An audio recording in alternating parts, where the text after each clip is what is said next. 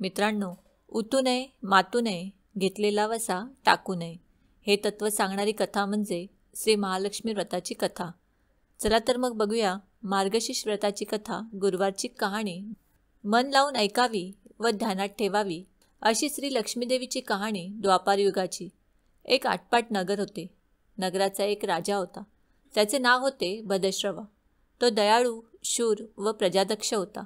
देवा ब्राह्मणांना, साधू संतांना सुखवीत होता, आनंद देत होता. राजाच्या राणीचे नाव सुरतचंद्रिका होते. नाव चांगले होते, पण स्वभावात अहंकार आणि गर्विष्ठपणा होता.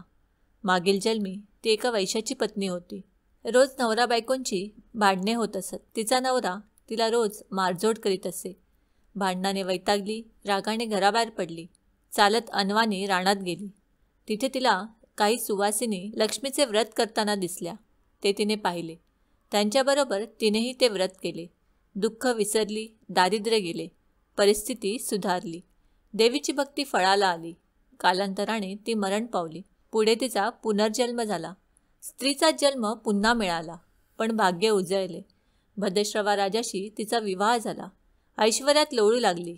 गर्वाने ती फुगली. दासदासींवर रागावली. एकदा काय झाले, देवीच्याही मनात आले, राणीला आपण भेटावं, मागच्या जन्माची तिला आठवण करून द्यावी, ती ओळखते की नाही हे बघावं. राणी राजवाड्यात सुखाने राहत होती. राजाही कौतुक करी. राजाही राणीचे खूप कौतुक करी. तिचे लाड पुरवी. त्या दोघांना पुढे 7 पुत्र आणि 1 कन्या झाली. कन्येचे नाव होते शांबाला. एके दिवशी काय झाले, देवीने म्हातारीचे रूप घेतलं. फाटके वस्त्रे नेसली, माथी मळवट फासला, हाती काठी घेतली. काठी टेकीत टेकीत राणीला भेटायला आली. तिने आरोळी दिली. अरे, आहे का घरात कोणी? कोणी घास देईल का? दासी बाहेर आली. म्हातारी दारात दिसली. तिने विचारले, कोण ग तू थेरडे? कशाला आलीस इकडे? काय काम काढले आहेस? तुझे नाव काय? गाव कोणतं? तुला हवंय काय? मधून मधून खोकत हळू आवाजात म्हातारी सांगू लागली, माझे नाव कमला. द्वारकेहून आले मी. राणीला भेटायचे. कुठे आहे ग राणी? दासी म्हणाली, राणीसाहेब महालात आहेत. मैत्रिणींशी गप्पा मारतायत. त्यांना सांगितलं तर माझ्यावर रागावतील. तुला ग त्या कशा भेटणार? काय तुझा हा अवतार? तुला पाहून माझ्यावर ओरडतील, उनदुनं बोलतील. त्यांच्या मैत्रिणीही तुला हसतील. तू जरा आडोशाला बैस. मैत्रिणी गेल्या म्हणजे मी सांगते त्यांना. म्हातारी रागावली, मनोमन संतापली. तुझी राणी पैशाला भाळली, माणुसकी विसरली, दरिद्री मेली. आज झाली आहे राणी, पण देवीला विसरली. माझ्यामुळेच ना. मीच तिला व्रत सांगितले देवीचे, तिने ते केले. आता राणीपदावर बसली. देवीला आठवणही राहिली नाही. गर्व झालाय संपत्तीचा तिला. पैशाची धुंदी आली आहे तिला. गोरगरिबांची पर्वा नाही. थोड्या मोठ्यांच्या मुली आता तिच्या मैत्रिणी झाल्या आहेत. म्हातारी गरीब आणि भिकारीन तिला कोण विचारतंय? पण याचं फळ तिला भोगावंच लागेल. तेव्हाच तिचे डोळे उघडतील. जाते मी. दासी घाबरली. तिने म्हातारीला पाणी दिले. हात जोडून म्हणाली, ते व्रत मला सांगा. मी ते नेमाने करीन. उतणार नाही, मातणार नाही, घेतला वसा टाकणार नाही, दिलेला शब्द मोडणार नाही. त्या दासीला व्रताचा वसा सांगितला. म्हातारी उठली, काठीत टेकीत निघाली. तोच माडीवरून राणीची कन्या शांबाला धावत आली. ती कळवळून म्हणाली, आजी, रागावू नका. चूक झाली माझ्या आईची. तिच्या वतीने मी क्षमा मागते. कृपा करा, दिलेला शाप मागे घ्या. पाया पडते तुमच्या. म्हातारीला मुलीची दया आली. म्हातारीने क्षणभर त्या मुलीकडे पाहिले आणि तिला लक्ष्मीव्रताचा वसा सांगितला. मुलीचा निरोप घेऊन म्हातारी निघणार तोच राणी माडीवरून आली. दाराशी येते तर म्हातारी दिसली. राणी ओरडली, काय गये थेरडे? कशाला आलीस इकडे? जा इथून. उठ म्हणते ना. जातेस की नाही? दुसरी घरं नाही दिसली तुला? म्हातारीने संतापाने गरागरा डोळे फिरवले. कपाळावर आठ्या पसरल्या. ती तडक घराबाहेर पडली. दासीने लक्ष्मीव्रत केले. तिची स्थिती सुधारली. दासी पण गेले. संसार सुखाचा झाला. पुढे मार्गशीर्ष महिना आला. पहिल्याच गुरुवारी शांबालेने लक्ष्मीव्रतास सुरुवात केली. सगळे नेमधर्म पाळले. 4 गुरुवारी तिने लक्ष्मीव्रत श्रद्धेने आणि मनोभावे केले. शेवटच्या गुरुवारी यथासांग उद्यापन केले. सिद्धेश्वर राजाच्या पुत्र मालाधर याच्याशी शांबालेचा विवाह झाला. राजवैभवातील शांबालेला राजवैभव मिळालं. हा होता लक्ष्मीव्रताचा प्रभाव.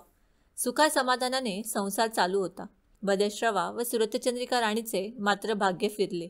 शत्रूने राजावर चाल केली. भद्रश्रवाचे राज्य लुबाडले. सुरतचंद्रिकेचे राणीपद गेले. भद्रश्रवाला वाईट वाटले. पूर्वीचे दिवस आठवले. राणावनात फिरून राजा राणी कष्टाने दिवस काढत होते. भद्रश्रवाला कन्येला भेटावेसे वाटले. तो एकटाच निघाला. चालून चालून दमला. नदीकाठावर विश्रांतीसाठी थांबला. नदीकडे येताना राणीच्या दासीने भद्रश्रवाला पाहिले. घाईघाईने ती राजवाड्यात गेली. राजाला सांगितले. मालाधराने माणसं पाठवली. आणायला रथ पाठवला. सासऱ्यांना घरी आणले. सन्मानाने नवीन वस्त्र, कंठीहार दिला. शांबाला वडिलांची काळजी घेत होती. काही दिवसांनी राजाला वाटले आता परत जावे. जावयाला तसं त्याने सांगितले. मुलीचा निरोप घेतला. जावयाने मोहरा भरलेला हंडा नोकराकडे देऊन राजासोबत पाठवला. राजा घरी परतला. चंद्रिकेला भेटला. हंडा पाहून ती आनंदित झाली. घाईने तिने झाकण उघडले. आत बघते तर काय, तिला कोळसे दिसले. सुरतचंद्रिकेने कपाळावर हात मारला. नशिबाला दोष दिला. नवऱ्याला सांगितले ते ऐकून तोही चकित झाला. दुःख पाठलाग करीत होते. दारिद्र्य सरत नव्हते. चिंतेचे सावट पसरत होते. काळजीचा वनवा भडकतच होता. सुरतचंद्रिकेचा एक एक दिवस दुःखाचा जात होता. एके दिवशी मुलीला भेटावे, डोळे भरून पाहावे असे सुरतचंद्रिकेला वाटले. सुरतचंद्रिका घरून निघाली. मुलीच्या सासरी पोचली. तो दिवस गुरुवारचा होता. नदी तीरावर जरा वेळ बसली. दमली होती. त्याचवेळी एक दासी नदीवर आली. तिने राणीच्या आईला ओळखले. घाईने ती महालात गेली. राणीला निरोप दिला. तुमची आई आलीये. नदी किनारी बसलीये. खूप दमलेली दिसते. तिला आणायला कोणीतरी पाठवा. शांबालेने सारथ्यासोबत रथ नदीकडे पाठवला. आईला घेऊन यायला सांगितले. आई रथात बसून महालात आली. आईला बघताच शांबालेने आनंदाने मिठी मारली. मुलीचं वैभव पाहून तिचे मन तृप्त झाले. तोंडून शब्द फुटेना. आईने स्नान केले. मुलीने तिला पैठणी दिली. सोन्या मोत्यांचे दागिने दिले. आईचे रूप अधिकच खुलले. दुपारची वेळ झाली. शांबालेने भक्तिभावाने लक्ष्मीची पूजा केली. आरती झाली. धूपदीपाचा वास दरवळला. शांबालेचा कडकडीत उपवास होता. भोजनाची तयारी झाली. तिने आईला जेवायला बोलावले. सुरतचंद्रिका पाटावर येऊन बसली. पण ती एकदम शांत होती. तिला मागचा जन्म आठवला. लक्ष्मीदेवीच्या कृपेने या जन्मी ती राणी झाली होती. ती म्हणाली, शांबाला, मी देखील तुझ्यासोबत उपवास करेन. शांबाला म्हणाली, ठीक आहे. मार्गशीर्ष महिना होता. मुलीने 4ही गुरुवार व्रत केले. ते आईने पाहिले. तीही उपवास करू लागली. देवीला भक्तिभावाने प्रार्थना करत होती. महिना संपला. घरी जायचा विचार ठरला. पोहोचवायला शांबाला सोबत गेली.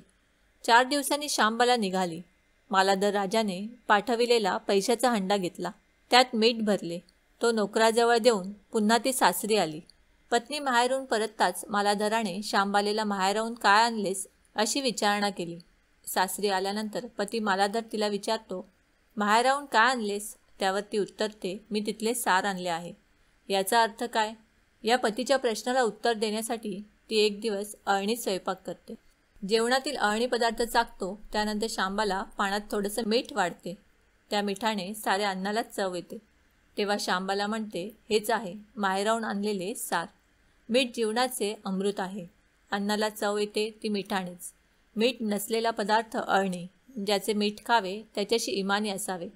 त्याचे रक्षण करावे. कामात कसूर झाली तर प्रसंगी प्राणही द्यावे. शांबालेच्या बोलण्यातली खोच पती जाणतो. त्यानंतर मालाधर राजा निश्चयाने उठला. त्याने आपले सेवक सासऱ्याकडे पाठविले. त्यांना बोलावून घेतले. भद्रश्रवा जावयाकडे येतो. दोघांची गुप्त बैठक होते. मग ते भद्रश्रवाचे राज्य जिंकलेल्या शत्रूवर ताबडतोब स्वारी करतात आणि भद्रश्रवाला राज्य पुन्हा मिळते. त्यानंतर सुरतचंद्रिकेने पुन्हा लक्ष्मीव्रताचा वसा घेत आजन्म त्याचे पालन करते. महालक्ष्मीची ही कथा कहाणी गुरुवारची सुफळ संपूर्ण. ओम श्री महालक्ष्मी नमः. ओम शांती शांती शांती.